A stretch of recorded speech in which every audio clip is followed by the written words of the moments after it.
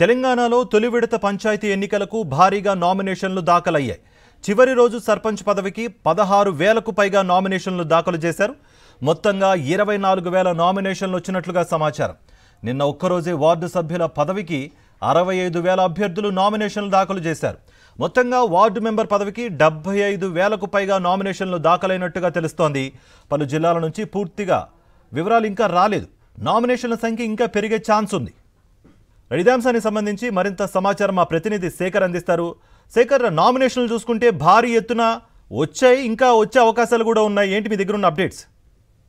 Karthik, election కు సంబంధించినటువంటి నామినేషన్ల ప్రక్రియ కొంత డిలేగా కొనసాగుతా ఉంది. డే 1 నుంచి కూడా నామినేషన్లకు సంబంధించినటువంటి వివరాలు కొంత ఆలస్యంగానే ఎలక్షన్ కమిషన్ ఇస్తా ఉంది. ఎక్కడ ఎలాంటి ఇబ్బందులు లేకుండా సంఖ్యకు సంబంధించినటువంటి అంశంలో తారుమారు కాకుండా పూర్తి స్థాయి స్పష్టత వచ్చిన తర్వాతనే ఎలక్షన్ కమిషన్ ఈ ప్రకటన చేస్తా ఉంది. ఇక చివరి రోజు ఫస్ట్ ఫేజ్ కు సంబంధించి నిన్న చివరి రోజు సాయంత్రం 5 గంటల లోపు ఎవరైతే రిటర్నింగ్ ఆఫీసు లోపల అందుబాటులో ఉంటారో వాళ్ళందరి నామినేషన్స్ తీసుకున్న తర్వాతనే ఓవరాల్ గా లెక్కలు ప్రకటించేందుకు ఎలక్షన్ కమిషన్ సిద్ధమవుతుంది. కానీ ఇప్పటి వరకు నిన్న సాయంత్రం 5 గంటలకు నామినేషన్స్ సంబంధించినటువంటి గడువు ముగిసినప్పటికీ ఫస్ట్ ఫేజ్ ఇంకా పూర్తి స్థాయి లెక్కలు ప్రకటించలేదు. కానీ మనకు ఇప్పటి వరకు అందుతున్నటువంటి సమాచారం మేరకు సర్పంచ్ సంబంధించినటువంటి నామినేషన్లు నిన్న ఒక్క రోజే 16,000కు పైచిలకు పడ్డట్లుగా తెలుస్తా ఉంది.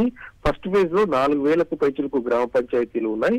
నిన్న ఒక్కరోజు 16,000కు పైచిలకు పడ్డట్టుగా తెలుస్తా ఉంది. ముఖ్యంగా అధికార పార్టీకి సంబంధించినటువంటి ఎవరైతే సానుభూతి పరులు ఉన్నారో, ఎవరైతే మద్దతుదారులు ఉన్నారో వాళ్ళ నుంచి నామినేషన్స్ ఎక్కువగా ఉన్నట్లు తెలుస్తా ఉంది. ఇక అదే విధంగా వార్డు మెంబర్లకు సంబంధించినటువంటి నామినేషన్లు నిన్న ఒక్కరోజే 65,000కు పైచిలకు పడ్డట్లుగా తెలుస్తా ఉంది. 37,000కు పైచిలకు వార్డులు ఫస్ట్ ఫేజ్ లో ఉన్నాయి. ఓవరాల్ గా నిన్నటి వరకు మనకు అందుతున్నటువంటి సమాచారం మేరకు 75,000కు పైచిలకు నామినేషన్లు వార్డు మెంబర్లకు సంబంధించినటువంటి పడ్డట్టుగా సమాచారం అయితే అంతా ఉంది. ఇంకా పలు జిల్లాల నుంచి ఎలక్షన్ కమిషన్ కి వివరాలు రావాల్సి ఉంది. మరొక 2-3 గంటల్లో పూర్తి స్థాయి వివరాలు సేకరించిన తర్వాత అధికారికంగా ప్రకటించేటువంటి అవకాశాలు అయితే కనిపిస్తా ఉన్నాయి. ఇక సెకండ్ ఫేజ్ కు సంబంధించినటువంటి నోటిఫికేషన్ రిలీజ్ అయింది. ఈ రోజు నుంచి సెకండ్ ఫేజ్ కు సంబంధించినటువంటి గడువు నామినేషన్స్ ప్రక్రియ కూడా